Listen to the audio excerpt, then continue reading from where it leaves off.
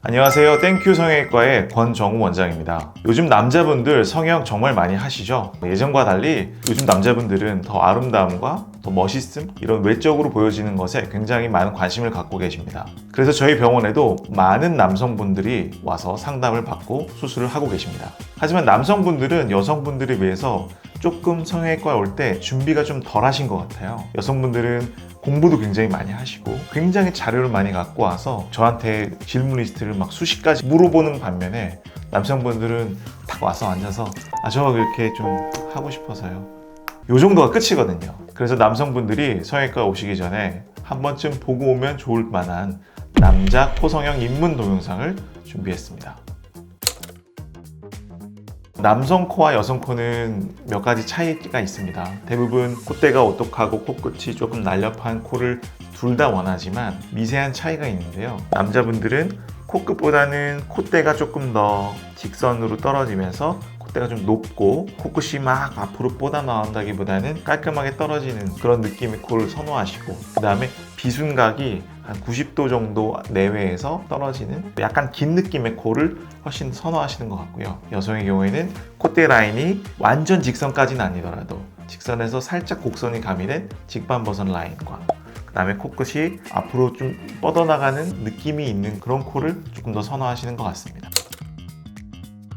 코 상담을 받다 보면은 눈 성형도 많이 물어보시거든요. 특히 남성분들 같은 경우에는 쌍꺼풀이 부리부리하게 있는 것보다는 속상으로 자연스럽게 눈동자가 조금 더 보이고 좀 선한 이미지, 깔끔한 느낌의 눈매를 갖고 싶어 하시는 분들이 굉장히 많으세요. 그래서 환자분들 코 성형을 하면서 눈도 같이 상담을 하기도 하고, 같은 원장님이 수술하기도 하지만 저희 병원 같은 경우에는 코 성형을 담당하는 사람과 눈 성형을 담당하는 사람이 각 파트에 그 전문 분야가 있기 때문에 가급적이면 서로 의료진들이 소통을 할 수 있는 한 병원에서 눈과 코 수술을 상담을 받고 진행하시는 게 좋을 거라고 생각을 합니다. 일단 첫 수술을 기본으로 얘기를 할 때 남성분들은 일반적으로 여성분들보다는 코의 피부의 두꺼움이 좀 더 있는 편이에요. 그래서 보형물에 의한 부작용은 조금 덜한 편입니다. 즉 피부가 너무 얇으신 분들은 보형물이 들어가면 보형물의 바깥의 윤곽선이 보인다든지, 보형물이 살짝 틀어졌을 때 그 틀어짐이 많이 보인다든지 하는 게 있을 수 있는데, 남성분들은 피부가 좀 두껍기 때문에 그런 부분은 조금 줄일 수가 있어요. 그리고 또 남성분들은 기본적으로 여성분들보다 약간 콧대가 조금 있는 편이 많고, 매부리 코가 있고 코끝이 이렇게 떨어져 있는 화살코인 분들이 꽤 많거든요. 이런 분들 같은 경우에는 매부리를 잘 다듬고 코끝을 올려주는 수술을 잘 해도 굉장히 남성적인 느낌의 시원한 코를 가질 수가 있습니다. 그래서 이런 경우에는 무보형물로도 수술이 얼마든지 가능하고요.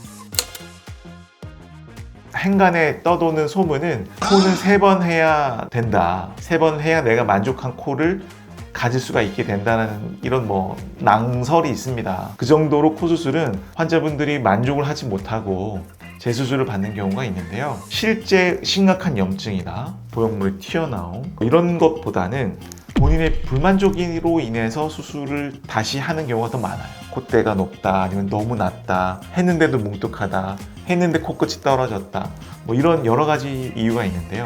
결국에는 수술을 잘 하고, 수술 전에 계획을 환자분이랑 충분히 상담을 하고 본인의 한계점에 대해서 명확하게 짚어주고, 될 수 있는 것과 될 수 없는 것을 명확하게 알고 그 다음에 수술을 진행해야 이렇게 불만족으로 인한 불필요한 재수술을 경험하지 않을 거라고 생각해요. 그래서 상담이 굉장히 중요하고 그 다음에 수술이 중요하다, 이렇게 생각을 합니다. 과거와는 달리 보형물을 이용한 코성형과 보형물을 이용하지 않은 코성형 둘 다 부작용의 가능성은 매우 낮아졌습니다. 그래서 여러분들 수술에서 잘못되면 어떡하지?